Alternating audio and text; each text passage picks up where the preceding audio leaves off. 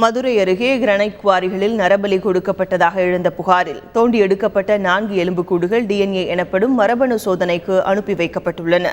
Madurai PRP granite குவாரிகளில் மனநலம் பாதிக்கப்பட்டவர்கள் நரபலி கொடுக்கப்பட்டதாக அங்கு ஓட்டுநராக பணியாற்றி வந்த சேவர்கொடியான் என்பவர் புகார் அளித்திருந்தார்.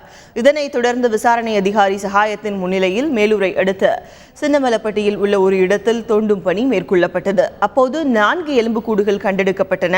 இந்த நிலையில் இறந்தவர்கள் யார் என்பதை கண்டறிய DNA எனப்படும் மரபணு சோதனைக்கு அனுப்பி வைக்கப்பட்டுள்ளன.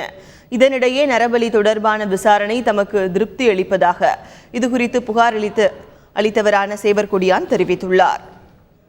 எனக்கு அது போலீஸ் சப்போர்ட்டு எல்லாமே கொடுத்துருந்தாங்க, அதிகாரிகள் எல்லாமே வந்திருந்தாங்க. நான் எத்தனை அளவு கேட்டாங்க, அளவு கொடி கம்பு ஊண்டி எல்லாம் கொடுத்தாங்க. அந்த சொன்ன அளவுக்கு அடையாளத்துக்கு கம்பு ஊண்டி எடுத்தாங்க. நான் 3 பெரிய உடல், ஒரு சின்ன குழந்தை எடுத்தாங்க. எடுத்து 4மே வந்து அரசு மருத்துவமனைக்கு கொண்டிருக்காங்க. நான் சொன்ன அளவுக்கு நான் மன திருப்திக்கு எடுத்திருக்காங்க.